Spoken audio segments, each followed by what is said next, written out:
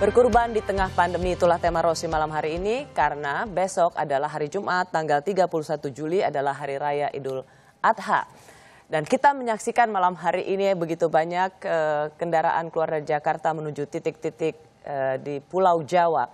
Saya ingin mungkin Mbak Yeni atau Pak Muti meluruskan apa yang selama ini orang bilang, aduh nggak afdol kalau tidak melihat proses penyembelihan kurban, atau nggak afdol kalau kita hanya di rumah saja. Mbak Yeni dulu. Ya, jadi makna berkurban itu kan, kurban sendiri dari kata kurbanan ya, artinya dekat. Ini adalah suatu tindakan yang kita lakukan untuk bertakarub atau mendekatkan diri kepada Allah. Ya, itu makna paling utamanya. Jadi itu tidak diatur harus kemudian menyaksikan, caranya adalah dengan menyaksikan udhiyah atau hewan ternak disembelih, bukan seperti itu. Tapi bahwa kita melakukan pengorbanan karena kita terilhami atau terinspirasi oleh pengorbanan yang dilakukan oleh Nabi Ibrahim alaihissalam dan Nabi Ismail alaihissalam yang telah bersedia mengorbankan dirinya demi untuk mendekatkan diri kepada Allah. Itu makna sejatinya. Jadi ini ekspresinya bisa bermacam-macam. Tidak perlu harus ikut berkerumun, tidak perlu harus ikut nyembelih, tidak perlu harus berdesak-desak, tidak perlu seperti itu. Tapi dan bahwa itu tetap, kita ingin, dan itu tetap sama maknanya. Sama maknanya. Mau di rumah saja tidak masalah. Bahkan lebih baik dalam karena suasana. Seperti judul kita nih Mbak Yeni, berkurban di tengah pandemi, kan berarti ada bedanya. Berbeda dengan situasi tahun lalu maupun puluhan tahun lalu. Tapi bagaimana meskipun ini berbeda, itu tetap sesuai dengan syariat. Ya. Itu tidak sama sekali mengubah atau mengganti kekusukan hari raya yang suci besok. Ya, kalau kita ingin mendekatkan diri kepada Allah kan bertakarub itu bisa di rumah saja. Sholat pun tetap bisa di rumah saja ya. Karena sholatnya itu sifatnya tidak wajib, Mbak Rosi. Ya, yang sholat Jumat yang sifatnya wajib saja bisa gugur ketika ada bahaya yang mengancam umat, ya, kalau kita melakukan berkerumun yang kemudian bisa membawa wabah penyakit kepada diri kita. Yang dikatakan oleh Mas Mukti tadi gitu ya, hifdzun nasl, jadi jiwa kita tidak terlindungi, itu lebih mudhor, lebih berbahaya bagi kita. Sehingga kewajiban untuk sholat Jumat saja bisa gugur karena adanya bahaya yang mengancam kita, apalagi sholat Idul Adha, apalagi berkorban. Berkorban di tengah pandemi, bagaimana kita kan harus banyak meyakinkan masyarakat. Tadi memang satu sisi mereka sudah bosan, ritual, ini soal budaya komunal, tradisi. Tapi bagaimana juga meyakinkan mereka bahwa ini bisa sama kusuknya, meskipun berbeda di tengah pandemi ini. Mungkin ada cara lain yang bisa dilakukan, yaitu penyembelihannya jangan pada satu hari. Karena di dalam syariat Islam itu penyembelihan itu kan bisa pada saat Idul Adha tanggal 10, bisa juga pada hari Tasyrik itu tanggal 11, 12, 13. Jadi ada 4 hari Mbak Rosi yang di situ dibolehkan untuk penyembelihan. Sehingga supaya orang ini tidak berkerumun semua pada saat yang sama di tempat yang sama, bisa juga nanti diatur supaya penyembelihannya itu dijadwalkan lah. Jadi ada yang tanggal 10, ada yang tanggal 11, ada yang tanggal 12, ada yang tanggal 13. Kalau kayak gitu inisiatif dari siapa sih Pak? Itu tuntunan syariat. Jadi hari Tasyrik itu. Enggak, maksud saya siapa yang bisa membuat scheduling itu seperti tadi takmir tadi itu, takmir masjid. Kan orang yang korban itu kan biasanya dititipkan di masjid atau dititipkan di musola atau bisa dikelola oleh masyarakat di dalam misalnya RT atau RW. Nah, kalau bisa diatur seperti ini, itu kan nanti orang tidak berkumpul semua pada satu hari. Kemudian yang kedua, ini juga yang diimbau oleh Muhammadiyah dan juga banyak dilakukan oleh beberapa lembaga filantropi. Pembagiannya jangan berupa daging yang juga pada hari itu diberikan dalam bentuk daging mentah. Tetapi penyembelihan di RPH, kemudian daging itu dibagikan dalam bentuk daging olahan yang dia di kaleng. Itu yang sekarang muncul istilah rendangmu, atau rendang atau dendengmu atau apa namanya, yang itu juga nanti bisa mengurangi kerumunan orang. Bahkan kemudian kalau ini dalam bentuk daging olahan, membaginya itu juga tidak harus pada Idul Adha dan hari Tasyrik, bisa setelah itu. Karena dia bisa bertahan lama, sudah diolah, apalagi kalau nanti menunya juga enak, saya kira orang akan bisa menikmati kurban itu dalam bentuk hidangan yang lezat. Gitu. Ya. Saya ke Pak Menteri Agama. Pak Menteri Agama, bagaimana Anda menjelaskan bahwa ini memang berbeda di tengah situasi pandemi, tapi kita tetap bisa menjalankan ibadah besok dengan khusyuk? Ya, terima kasih. Tadi masukan-masukan itu baik, tapi alhamdulillah semuanya sudah kami lakukan. Baik mengaktifkan semua tokoh-tokoh masyarakat, seperti disampaikan Mbak ini sudah. Masalah daging kaleng pun saya lupa 2 hari yang lalu saya ikut di acara, pun sudah diangkat semua sepakat itu. Kemudian masalah jangan ada yang kerumun, diantar berdasarkan data sudah jalan. Dalam menganu kami juga surat edaran kami sampaikan. Masalah pemotongan juga jangan sekaligus saat dalam hari itu sudah berjalan lama. Sebelum COVID juga sudah berjalan seperti itu. Kebetulan di sebelah rumah saya ada masjid cukup besar, masjid Al-Falah namanya.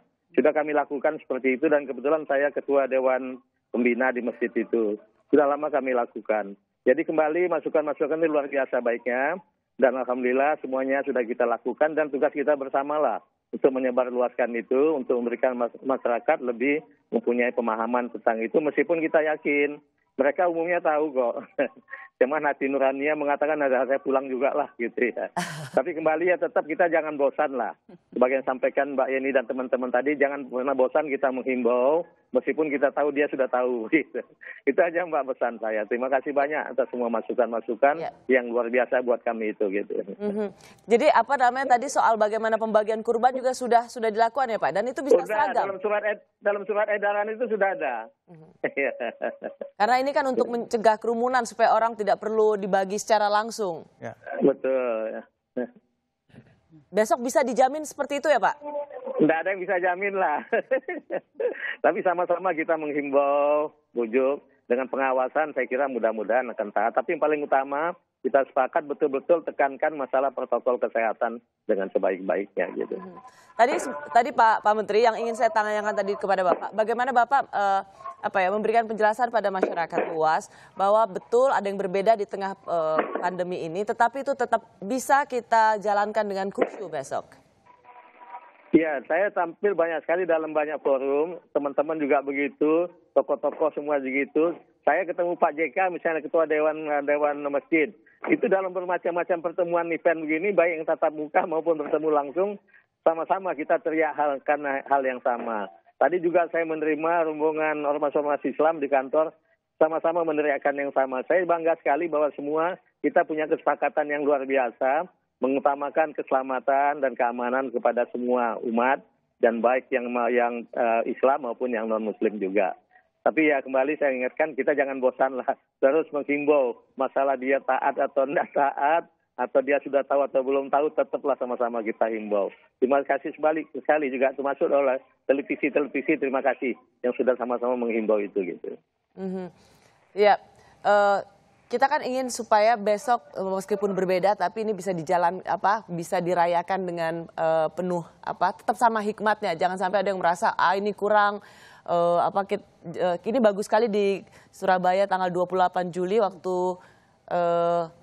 melakukan sholat. Jadi sudah sangat dengan melakukan protokol kesehatan. Jadi mudah-mudahan kita bisa semua masyarakat bisa melakukan protokol kesehatan seperti ini. Ini kan keren banget kan mudah-mudahan bisa merata di seluruh daerah.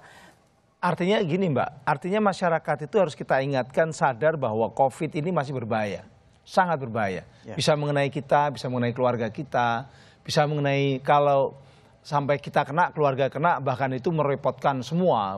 Pemerintah repot, aparat kesehatan juga repot kan begitu kan. Ini yang perlu kita ingatkan betul. Karena memang sebelum ada vaksin, sebelum ada betul-betul penurunan angka-angka itu, kita masih dalam posisi yang serba berbahaya. Makanya kenapa protokol kesehatan menjadi penting. Makanya saya setuju dengan apa yang diusulkan Pak Kiai Mufti ya, bahwa mekanisme mengelola korban ini perlu lebih dimodernkan. Tadi apakah itu dengan berbasis data begitu ya, berbasis data dengan big data. Insya Allah kalau nanti Kementerian Kominfo ini sudah menyelesaikan semua program-program infrastrukturnya, mungkin bisa membantu ke arah sana. Yang kedua adalah tadi itu memuliakan para penerima korban, tidak lagi mereka berkumpul, tapi diberi dengan kemasan-kemasan yang indah, yang bagus. Ya. Seperti hadiah-hadiah kalau di agama lain juga nampaknya kan kalau memberikan hadiah itu kan juga bagus-bagus kan. Sebenarnya harus kita pastikan adalah komunikasi pada publik adalah silakan beraktivitas tapi pastikan betul jangan berkerumun. Karena jarak yang dekat itu potensi sekali untuk penularan. Kita lihat salah satu juga sumber klaster baru adalah dari begitu dibuka gowes. Ketika rame-rame bersepeda, itu dari mereka yang begitu sadar hidup sehat. sadar bahwa tiap pagi mereka harus bersepeda, lama tidak bersepeda, begitu mereka bersepeda, bergerombolan, rame-rame, begitu, dan kemudian ada yang terpapar. Jadi memang selama kesadaran bahwa jangan berdekatan, jangan berkerumun, karena disitulah kedekatan itulah yang menjadi salah satu sumber penularan bisa dipahami oleh publik, harusnya sih. Karena orang yang kelihatan sehat, itu ternyata dia bisa saja membawa virus. Itu yang menjadi yang seringkali masyarakat tidak tahu kan, bahwa misalnya bisa saja saya ini OTG, ini orang yang tanpa gejala, sehingga membahayakan Pak Mukti. Makanya saya menjaga jarak. Begitu. Ya, kita semua sudah pakai masker sebelum masuk ke studio ini. Baik, kita akan lanjutkan lagi untuk bagian terakhir, kami kembali saat lagi.